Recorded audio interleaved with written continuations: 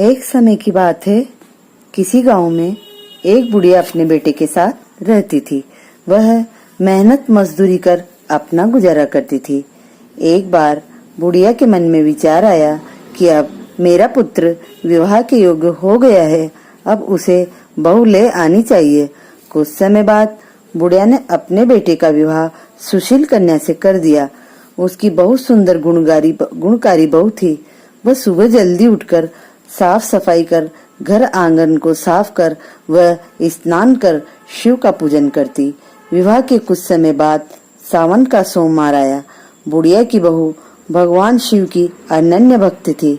उसके मन में यह विचार आया कि वह सावन के महीने में शिवलिंग पर जल अर्पित करना चाहती थी। तो उसने अपनी सास से कहा, माताजी, मैं मंदिर जाना चाहती हूँ और शिवजी पर जल अर्पित करना चाहती हूँ।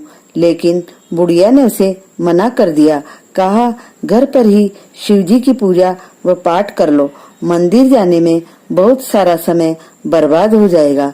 इतने समय में तो सारा घर का काम हो जाता है। इतने में बहू उदास हो गई और वह दुखी मन से कुछ न कुछ सोचने लगी, पर कुछ न कर सकी। लेकिन उदास होकर घर के काम में लग गई। उस दिन उसने अन्न जल ग्रहण नहीं किया और भूखी प्यासी ही सो गई। अगले दिन बहू जल लाने के लिए कुएं पर गई। रास्ते में उसने देखा कि कुछ लड़कियां पूजा की थाली लेकर मंदिर की ओर जा रही थी। मैंने उनको रोका और पूछा, तुम सब कहाँ जा रही हो? तब वो बोली, सावन का महीना शुरू हो गया है और हम भोलेनाथ जी की पूजा करने जा रहे हैं। ये सुनकर मैं उदास हो गई। फिर लड़कियों ने पूछा, आप क्यों उदास हो रही हो?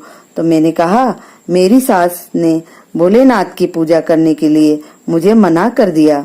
तब लड़कियां बोली, आप चिंता ना करो, आप रोज इसी समय पर जल भरने के बहाने आ जाया करो और मंदिर पर जाकर शिव को जल अर्पित कर सकती हो।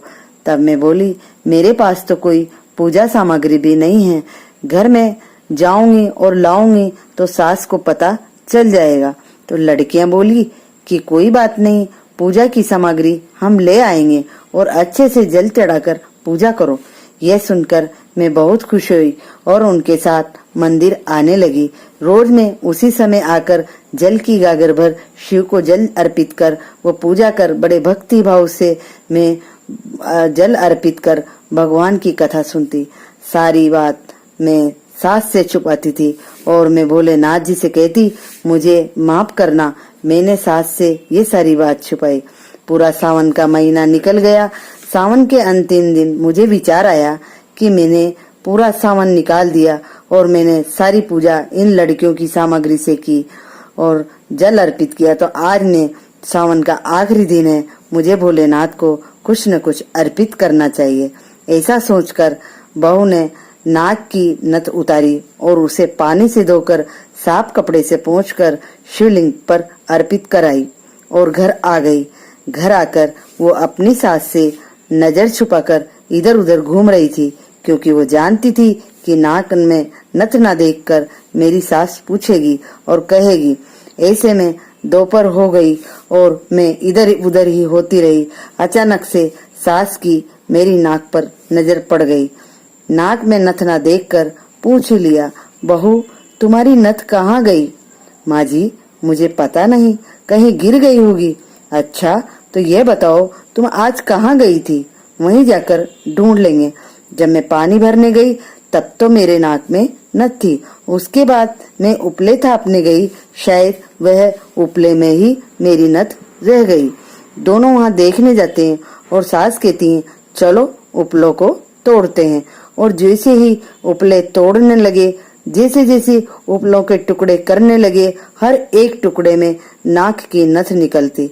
सास ने कहा, बहू, ये क्या?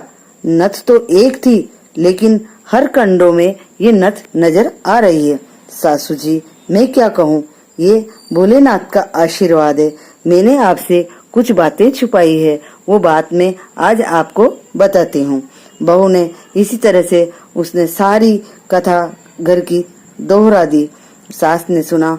सास ने कहा, बहू, ये शिव का आशीर्वाद है, मैं भी भोलेनाथ से माफी मांगती हूँ, क्यों कि मैंने भी तुम्हें पूजा करने नहीं जाने दिया।